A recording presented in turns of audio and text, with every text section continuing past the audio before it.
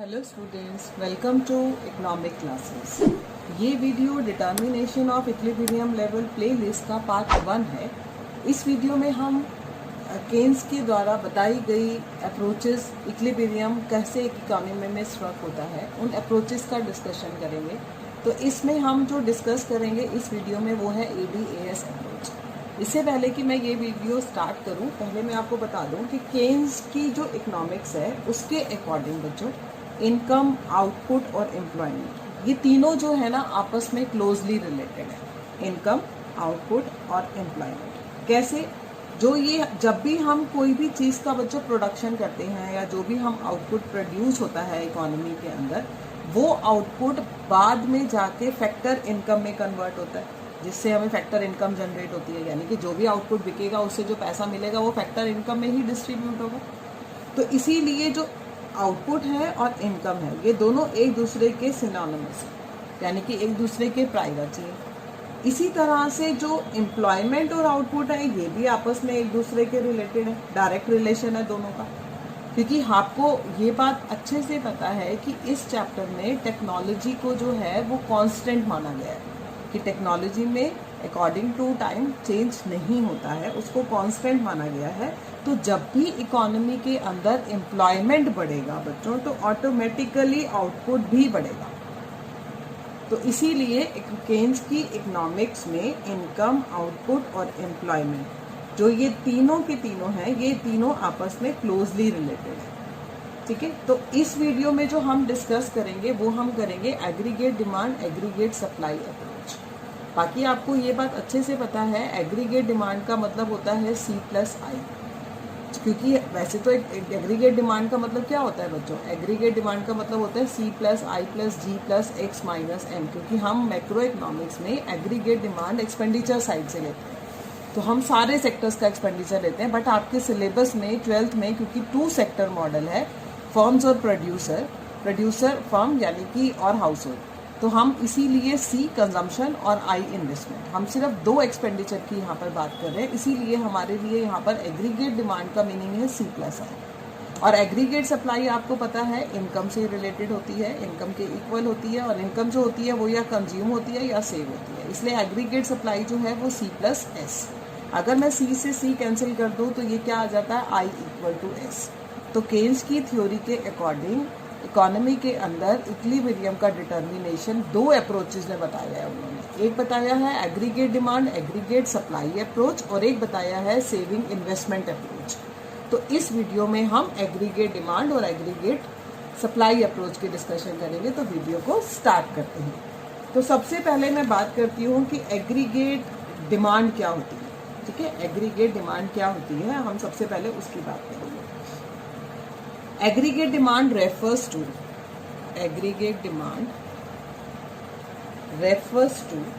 planned expenditure by all the sectors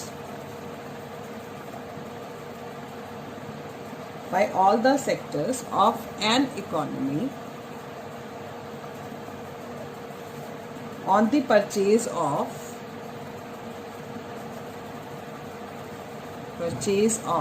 final goods and services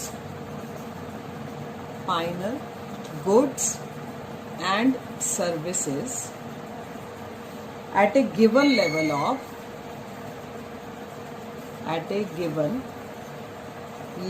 of income during an accounting year.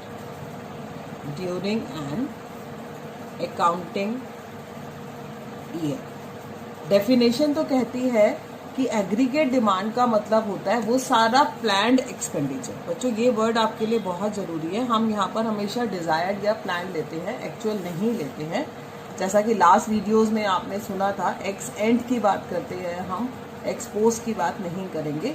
तो planned expenditure by all the sectors. All sector का मतलब कौन कौन से sector हो गए, household sector, producer sector, government sector और rest of the world. All the sector, जो भी सारे सेक्टर हैं इकोनॉमी में जो खर्चा करने का प्लान कर रहे हैं on the purchase of final goods and services, एक गिवन लेवल ऑफ इनकम पर एक अकाउंटिंग ईयर में जितने भी सेक्टर हैं जो अपना फाइनल गुड्स पर खर्चा करने का प्लान कर रहे हैं उसको हम कहते हैं एग्रीगेट डिमांड। बट बच्चों आपके सिलेबस में क्योंकि 2 सेक्टर मॉडल है तो इसीलिए हम यहाँ पर एग्रीगेट डिमांड में सिर्फ C+I को पढ़ेंगे, यानी कि कंजम्पशन एक्सपेंडिचर और इन्वेस्टमेंट एक्सपेंडिचर की बात करेंगे, हम सिर्फ इसी की बात करेंगे। ठीक है, अब आ जाते हैं कि एग्रीगेट सप्लाई क्या होता है।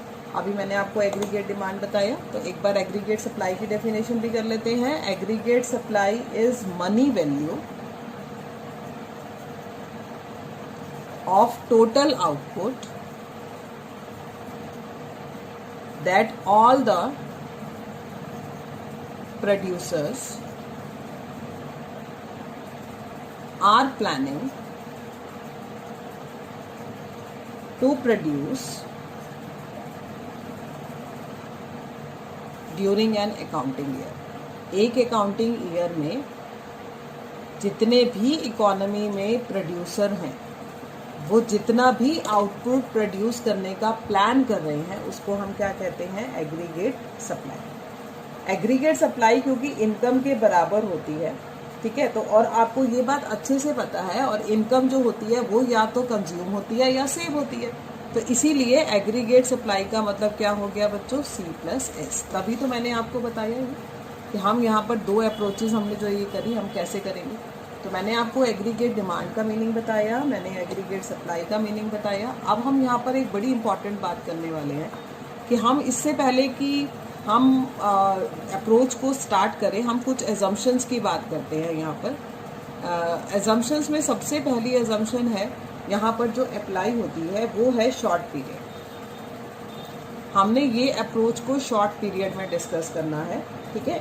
यहाँ पर कि the determination of equilibrium income और output is based on the assumption of short period. In the short period technology remain constant, क्योंकि पीरियड शॉर्ट है इसीलिए टेक्नोलॉजी कैसी रहती है, कांस्टेंट रहती है। दूसरी एजम्पशन हमने यहाँ पर क्या ली है, क्लोज्ड इकोनॉमी।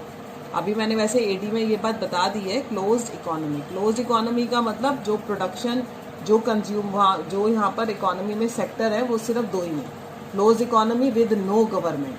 क्लोज इकोनॉमी का मतलब बाहर के देशों के साथ हमारा कोई लिंक नहीं है, तो इसका मतलब इम्पोर्ट एक्सपोर्ट नहीं है, ठीक है। विद नो गवर्नमेंट का मतलब गवर्नमेंट भी नहीं है, तो इसका मतलब सिर्फ क्या रहेगा, C+I। ये हमारी एजम्पशन है। तीसरी एजम्पशन जो है ये सबसे इम्पॉर्टेंट, जो आपने मुझसे अभी यहाँ पर ध्यान से सुननी है, वो है perfectly elastic supply. Aggregate supply is perfectly elastic. Aggregate supply is perfectly elastic. यहाँ पर एग्रीगेट सप्लाई परफेक्टली इलास्टिक माना गया है। इसका मतलब क्या है कि जब भी डिमांड बढ़ती है एग्रीगेट सप्लाई भी बढ़ती है, और जब एग्रीगेट डिमांड घटती है तो एग्रीगेट सप्लाई भी घटती है। यानी यहाँ पर एग्रीगेट डिमांड जो होगी वो ज़्यादा डोमिनेटिंग और एक्टिव रोल प्ले करेगी। यानी कि एग्रीगेट सप्लाई जो है वो उसके अकॉर्डिंग चलेगी, जैसे जैसे डिमांड चलेगी वैसे वैसे चलेगी। इसीलिए एग्रीगेट सप्लाई यहाँ पर पैसिव रोल जो है वो प्ले करेगी, ठीक है, क्लियर है। तो जैसे मैंने अभी आपको बोला कि एग्रीगेट डिमांड बढ़ती है तो एग्रीगेट सप्लाई बढ़ती है, तो यानी कि ऐसा इसमें तब तक होगा जब तक कि डिमांड बढ़ रही है और सप्लाई भी बढ़ रही है, जब तक कि ये एक दूसरे के बराबर ना हो जाए इकोनॉमी में, यानी कि जब तक ये एक इकोनॉमी में फुल एम्प्लॉयमेंट ना हो जाए। यानी कि एग्रीगेट डिमांड बढ़ती जाएगी और एग्रीगेट सप्लाई भी बढ़ती जाएगी तब तक जब तक कि इकोनॉमी के अंदर क्या नहीं आ जाता, फुल एम्प्लॉयमेंट। फुल एम्प्लॉयमेंट का मतलब वो पोजीशन जहां पर जो लोग विलिंग हैं काम करने के लिए एग्जिस्टिंग वेज रेट पर उन सबको काम मिल रहा है। और जब हम एक बार फुल एम्प्लॉयमेंट पर पहुंच जाएंगे तो उसके बाद एग्रीगेट डिमांड के बढ़ने पर भी एग्रीगेट सप्लाई रिस्पॉन्ड नहीं करेगी। एक्चुअल तो ये होता है इसका मतलब। परफेक्टली इलास्टिक का मतलब कि एक्टिव रोल डिमांड ने प्ले किया, जैसे जैसे डिमांड बढ़ेगी वैसे वैसे सप्लाई बढ़ेगी, और ये बढ़ना तब तक चलेगा जब तक कि इकोनॉमी में फुल एम्प्लॉयमेंट नहीं आ जाता। फुल एम्प्लॉयमेंट का मतलब कि अब इकोनॉमी के अंदर जितने लोग काम करना चाहते थे उनको सबको काम मिल गया एग्जिस्टिंग वेज रेट पर, और अब सप्लाई जो है वो डिमांड के अकॉर्डिंग नहीं चलेगी, रिस्पॉन्ड नहीं करेगी। यानी डिमांड अगर अभी भी बढ़ी तो सप्लाई जो होगी वो कुछ भी रिस्पॉन्ड नहीं करेगी। ठीक है, यहाँ तक समझ आ गया। ये मैंने आपको एजम्पशन नहीं बताई। अब हम यहाँ पर इसको एक शेड्यूल की हेल्प से समझते हैं। शेड्यूल के लिए मैंने यहाँ पर जो कॉलम लिए हैं वो आप ध्यान से देखेंगे। सबसे पहला कॉलम हम वाई यानी कि इनकम का बना रहे हैं। इनकम ली मैंने 0, 100, 200, 300, 400, 500। ठीक है, फिर मैंने कॉलम लिया सी का मतलब कंजम्पशन। कंजम्पशन मैंने बिल्कुल टेबल बच्चों वही लिया है जो मैंने पिछला वीडियो जो था मेरा वीडियोस जो थी पिछला मेरा जो aggregate demand and related concept से रिलेटेड थी, मैंने उसमें भी यही टेबल का जहाँ पर भी यूज़ था मैंने किया। मैं अभी भी यही ले रही हूँ, तो आप ध्यान से देखेंगे मैंने। और ये बातें मैंने आपको सिखाई हुई हैं पिछली वीडियोज़ में, पिछले चैप्टर की, कि इनकम जो है वो कांस्टेंट रेट पे इंक्रीज करेगी, सप्लाई भी कांस्टेंट रेट पे इंक्रीज करेगी, बट इनकम इंक्रीजेज का जो रेट होगा more than always consumption. Consumption के इंक्रीज से इनकम का इंक्रीज होने का रेट हमेशा आपने ज़्यादा लेना है। ठीक है, ये मैंने एस कैसे निकालेंगे, वाई माइनस सी करके। ठीक है, ये हमने निकाला 200 माइनस 200 0। फिर हम माइनस करेंगे यहाँ पर 300 माइनस 270 30, फिर 400 माइनस 340 60, फिर 500 माइनस 410 90। इन्वेस्टमेंट, क्योंकि मैंने आपको लास्ट चैप्टर में भी बताया कि इन्वेस्टमेंट जो है यहाँ पर ऑटोनॉमस ली जाती है। ऑटोनॉमस इन्वेस्टमेंट का मतलब वो मैंने यहाँ 30 एज्यूम करी है। ऑटोनॉमस इन्वेस्टमेंट वो इन्वेस्टमेंट होती है बच्चों जो इनकम के लेवल से इंडिपेंडेंट होती है। इनकम बढ़े या इनकम घटे उस इन्वेस्टमेंट पर कोई इफेक्ट नहीं पड़ता है। ये हमने निकाला। अब हम क्या निकालेंगे, एग्रीगेट डिमांड यानी कि सी प्लस आई, यानी कि सी का कॉलम और आई का कॉलम प्लस कर देते हैं। ये आएगा 60 प्लस 30 90, 130 प्लस 60 160, देन 200 प्लस 30 230, फिर 270 प्लस 30 300, फिर 340 प्लस 70 370, फिर 410 प्लस 30, फिर आ जाएगा 440। अब हम निकालेंगे एग्रीगेट सप्लाई यानी कि C plus S. C plus S, C और एस का टोटल करेंगे 60 प्लस माइनस 60 यानी कि कुछ भी नहीं आएगा 0। ठीक है, फिर आएगा 130 माइनस प्लस करेंगे 130 प्लस माइनस 30, तो ये आ जाएगा 100। ठीक है, वैसे भी अगर आप चाहें तो इनकम जो होती है वो एग्रीगेट सप्लाई उसके बराबर होती है। आप चाहें तो वो भी लिख सकते हैं, नहीं तो आप प्लस करके भी निकालेंगे तो ये निकलेगा। और जैसा कि अगर आप टेबल में ध्यान से देखें तो इनकम के 300 लेवल पर, अगर आप ध्यान से देखें तो इनकम के 300 लेवल पर हमारी एग्रीगेट डिमांड जो है वो एग्रीगेट सप्लाई के बराबर है। Aggregate demand is equal to aggregate supply. और अगर आप इससे पहली वाली पोजीशन को देखें तो आप क्या देखेंगे, एग्रीगेट डिमांड जो है वो ग्रेटर है एग्रीगेट सप्लाई से। और जो ये पोजीशन है वो क्या है, aggregate demand is less than aggregate supply. Income के 400 और इनकम के ये लेवल पर। ठीक है, अब हम जब बात करते हैं तो एग्रीगेट डिमांड हमारा इक्विलिब्रियम जो है इनकम के 300 लेवल पर स्ट्रक होगा, क्योंकि यहाँ पर एग्रीगेट डिमांड एग्रीगेट सप्लाई के बिल्कुल इक्वल है। ठीक है, यानी कि एग्रीगेट डिमांड एग्रीगेट सप्लाई बराबर है। लेकिन अगर मैं इससे ऊपर वाली बात करूं, जब एग्रीगेट डिमांड जो है वो ग्रेटर है एग्रीगेट सप्लाई से, तब क्या होगा। ठीक है, इसका मतलब क्या है, पहले तो आप इसका मतलब ध्यान से सुनो। Aggregate demand is greater than aggregate supply का मतलब है कि बायर जो है ज्यादा परचेज करने की प्लानिंग कर रहे हैं, और जबकि प्रोड्यूसर जो है वो इससे कम प्लानिंग कर रहे हैं प्रोड्यूस करने की। ठीक है, तभी तो डिमांड ज्यादा हो गई है और सप्लाई जो है वो कम हो गई है। अब इससे क्या होगा कि बायर जो है, इसका मतलब बायर ज्यादा खर्च करने की प्लानिंग कर रहे हैं, और प्रोड्यूसर जो है वो प्रोडक्शन जो है उसके रिजल्ट में उसका प्रोडक्शन जो है वो क्या हो जाएगा, कम पड़ जाएगा। तो प्रोड्यूसर का जो है एग्जिस्टिंग स्टॉक भी इसका मतलब सारा का सारा बिक गया। अगर ऐसी सिचुएशन आ गई तो इसका मतलब बायर ने खर्चा ज्यादा किया और जो प्रोड्यूसर था उसका एग्जिस्टिंग स्टॉक भी बिक गया, और उसके स्टॉक में अब कमी आ गई, उसका स्टॉक अब कमी आ गई।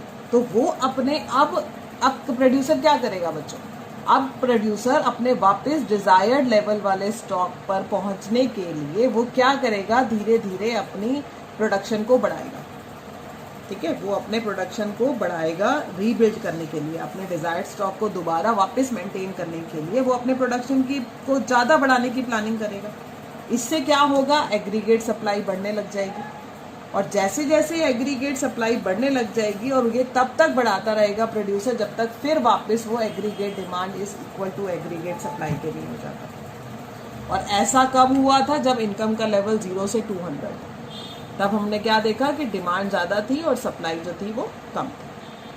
ठीक है, यहाँ पर तो इक्विलिब्रियम है। अब आते हैं कि जब इनकम का लेवल 400 से 500 है, तब उस पोजीशन में हमारा एग्रीगेट डिमांड जो है वो कम है एग्रीगेट सप्लाई से। अब इसका क्या मतलब है? अब ये बात बिल्कुल उसकी अपोजिट कि अब जो बायर है वो कम खर्चा करने की प्लानिंग कर रहा है गुड्स एंड सर्विसेज पर, और जबकि जो प्रोड्यूसर है वो ज़्यादा प्रोड्यूस करने की प्लानिंग कर रहे हैं। यानी कि फर्म जितना प्रोड्यूस करना चाहती है, ठीक है, कंज्यूमर और फर्म उससे कम खरीदेंगे, तभी तो डिमांड कम है। अब इससे क्या होगा? इससे प्रोड्यूसर के पास अनसोल्ड स्टॉक रह जाएगा। ठीक है, उनके पास अनवांटेड स्टॉक जो है वो इकट्ठा हो जाएगा। अब इस अनवांटेड स्टॉक को खत्म करने के लिए प्रोड्यूसर अब अपनी प्रोडक्शन जो है वो अपना प्लानिंग कम करने लग जाएगा। यानी कि 500 से 400 ऐसे वो अपनी प्लानिंग जो है वो कम करने लग जाएगा। और प्लानिंग अगर वो जब कम करने लगेगा तो अब क्या होगा? एग्रीगेट सप्लाई कम होने लग जाएगी। और एग्रीगेट सप्लाई कम तब तक होती रहेगी जब तक कि प्रोड्यूसर किस पे नहीं आ जाता? इक्विलिब्रियम पर, जहां पर एग्रीगेट डिमांड किसके बराबर है? Aggregate supply.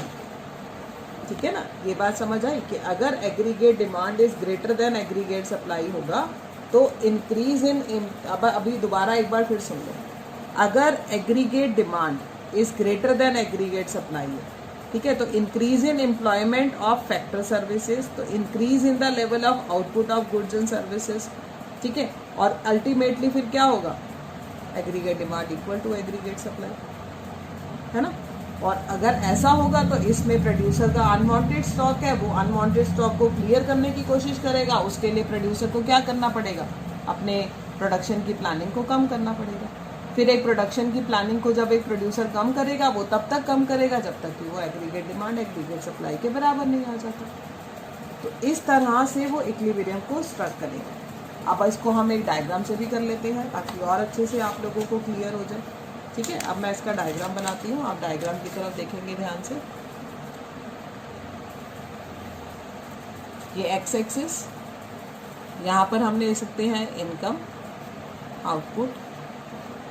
वाई एक्सिस पर हम क्या दिखा रहे हैं? एग्रीगेट डिमांड यानी कि C+I। ठीक है, जैसा कि आपको पता है एग्रीगेट सप्लाई जो है ये 45 डिग्री का एंगल बनाती है, इक्वल टू इनकम की होती है। ठीक है, ये मैंने एग्रीगेट डिमांड का कर्व बनाया। एग्रीगेट डिमांड का मतलब ये C+I का एडिशन है, समेशन है, यानी कि इसमें कंजम्पशन इन्वेस्टमेंट को मैंने प्लस करके दिखाया। अब इस एग्रीगेट डिमांड ने एग्रीगेट सप्लाई को पॉइंट C पर कट किया, पॉइंट E पर। ये पॉइंट E जो है मेरे लिए क्या होगा? इक्विलिब्रियम का पॉइंट होगा, यानी कि जो मेरा इक्विलिब्रियम पॉइंट होगा और जो मेरी ये इनकम है ये मेरी इक्विलिब्रियम इनकम होगी। ठीक है, तो यहाँ पर इक्विलिब्रियम इनकम और आउटपुट का लेवल होगा मेरा ये OY। और अगर अब आप ध्यान से देखें तो जो ये पोर्शन मैंने ये रेड बनाया, ये रेड पोर्शन आपको क्या बता रहा है? आप ध्यान से देखेंगे तो ये रेड पोर्शन में एग्रीगेट डिमांड का कर्व ऊपर है, एग्रीगेट सप्लाई का कर्व नीचे है, यानी कि aggregate demand is greater than aggregate supply. और अगर आप ध्यान से इस पिंक पोर्शन की तरफ देखें, तो ये मैंने ये पिंक सा पोर्शन बनाया, तो यहाँ पर अब एग्रीगेट डिमांड जो है वो एग्रीगेट सप्लाई से कम हो रही है। ठीक है, aggregate demand is less than aggregate supply. और एग्रीगेट डिमांड अगर ग्रेटर है तो इसका मतलब बायर ज़्यादा प्लानिंग कर रहा है परचेज करने की, उसके कंपैरिजन में एक प्रोड्यूसर कम प्लानिंग कर रहा है प्रोड्यूस करने की। तब प्रोड्यूसर को क्या करना पड़ेगा? अपने क्योंकि उसका एग्जिस्टिंग स्टॉक भी अब इस पोजीशन में सारा बिक जाएगा, तो उसको अपने वापस स्टॉक को रीबिल्ड करने के लिए, अपने डिजायर्ड स्टॉक को रीबिल्ड करने के लिए उसको प्रोडक्शन को बढ़ाना पड़ेगा। वो तब तक बढ़ाता जाएगा जब तक वो इक्विलिब्रियम पे नहीं आ जाता। और इस पोजीशन में अब उसका उल्टा कि अब यहाँ पर एक जो कंज्यूमर है वो प्लानिंग कम कर रहा है खर्च करने के लिए, फॉर्म्स और कंज्यूमर, उसके कंपैरिजन में प्रोड्यूसर जो है वो ज़्यादा प्लानिंग कर रहा है प्रोड्यूस करने की। तो ऐसे में उनके पास अनवांटेड स्टॉक बचेगा और उस अनवांटेड स्टॉक को क्लियर करने के लिए अब प्रोड्यूसर क्या करेगा? अपने प्रोडक्शन को कम करेगा, फिर जब तक कि वो किस पे नहीं आ जाता? इक्विलिब्रियम पे।